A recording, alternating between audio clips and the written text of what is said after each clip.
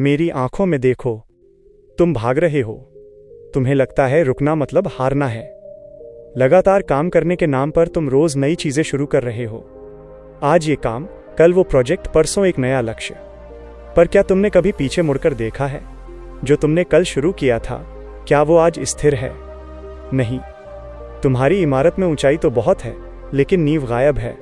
हवा का एक तेज झोंका आएगा और सब कुछ ताश के पत्तों की तरह ढह जाएगा। चाणक्य कहते थे कि जो राजा नया राज्य जीतने के बाद उसे स्थिर किए बिना आगे बढ़ जाता है, वह अंततः अपना सब कुछ खो देता है। सफलता पाना आसान है, लेकिन सफलता को पचाना, उसे स्थिर रखना, दुनिया का सबसे मुश्किल काम है। आज का विषय है स्थिरता। ये कहानी उस दिन की है जब चंद्रगुप्त लगातार जीत के नशे में अंधे हो चुके थे। ये कहानी तुम्हें बताएगी कि रफ्तार से ज्यादा जरूरी ब्रेक क्यों होता है। चंद्रगुप्त की सेना अजेय रथ की तरह आगे बढ़ रही थी। उन्होंने अभी अभी मालवा का एक बहुत बड़ा और समृद्ध प्रांत जीता था। सैनिक थके हुए थे, लेकिन चंद्रगुप्त की आंखों में खून सवार था।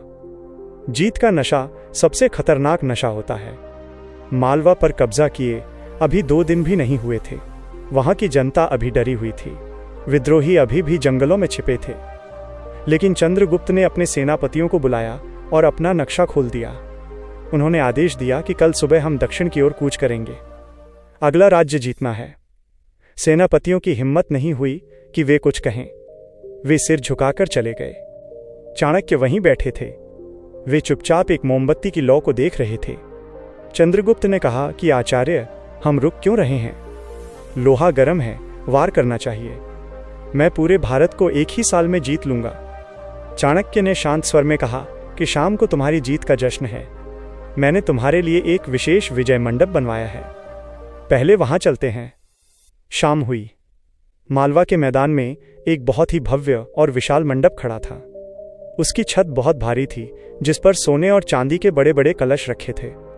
वो इतना सुंदर था कि चंद्रगुप्त की आंखें फटी रह गईं। उन्होंने चाणक्य से कहा कि आचार्य, ये तो अद्भुत है। चाणक्य ने कहा कि अंदर चलो सम्राट। वे दोनों उस विशाल छत के नीचे जाकर खड़े हो गए। तभी मौसम बिगड़ने लगा। तेज हवाएं चलने लगीं। चंद्रगुप्त ने ऊपर देखा। वो भारी भरकम सोने से लदी छत बुरी तरह हिल रही थी।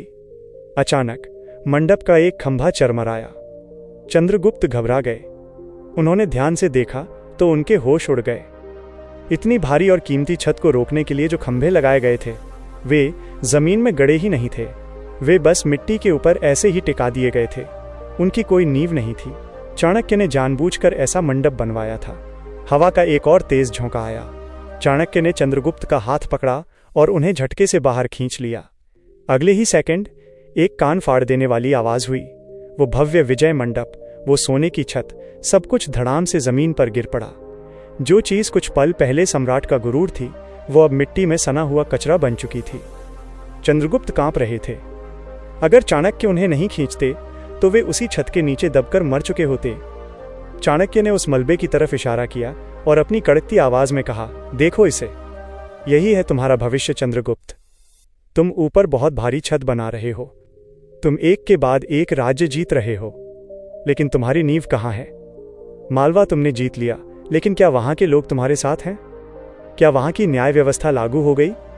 क्या वहां का खजाना सुरक्षित है? नहीं। और तुम चले हो अगला राज्य जीतने। पीछे मालवा विद्रोह करेगा, आगे दुश्मन हमला करेगा और तुम बीच में पिस जाओगे। रफ्तार तुम्हारी ताकत है, लेकिन बिना स्थिरता के यही रफ्तार तुम्हारी चिता बनेगी। जब तक एक पैर मजबूती से जमीन पर न जम जाए, दूसरा पैर हवा में मत उठाओ। चंद्रगुप्त का घमंड टूट चुका था। उन्होंने उसी रात दक्षिण जाने का आदेश रद्द कर दिया। अगले 6 महीने तक उन्होंने कोई युद्ध नहीं लड़ा। उन्होंने सिर्फ मालवा की नींव मजबूत की। वहां सड़कें बनवाईं, न्याय दिया, लोगों का दिल जीता। और जब मालवा पूरी तरह से स्थिर हो गया, तब उन्होंने अगला कदम बढ़ाया। आज तुम भी वही बिना नींव का खंभा खड़ा कर रहे हो।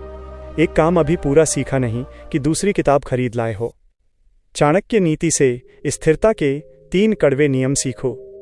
पहला, पच जाने का नियम। भोजन कितना भी पौष्टिक क्यों न हो, अगर पचेगा नहीं तो उल्टी हो जाएगी। सफलता भी ऐसी ही है। जब तुम्हें कोई नई कामयाबी मिले या कोई नया प्रोजेक्ट मिले, तो तुरंत अगले की तरफ मत भागो।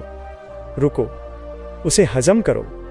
उस नई जिम्मेदारी को अपनी आदत बनाओ। जब वो चीज़ तुम्हारे लिए बिल्कुल सामान्य हो जाए, तब अगला कदम उठाओ।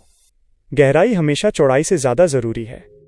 दूसरा, नींव का दर्द। इमारत जितनी ऊंची होती है, उसकी नींव ज़मीन के उतना ही नीचे अंधेरे में होती है। तुम सिर्फ चमकती हुई छत चाहते, करामा छत चाहते हो। तुम बोरिंग काम नहीं करना चाहते।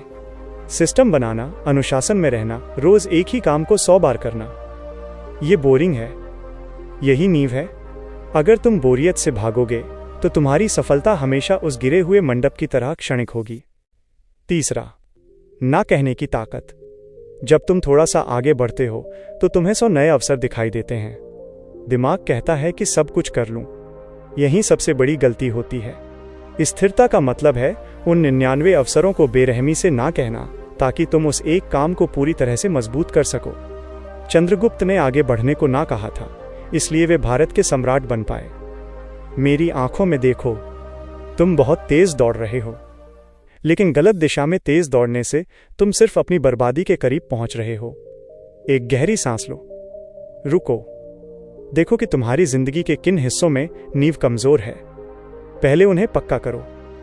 मजबूत जड़ें ही तूफानों का सामना कर सकती हैं, वरना पहली आंधी में ही उखड़ जाओगे।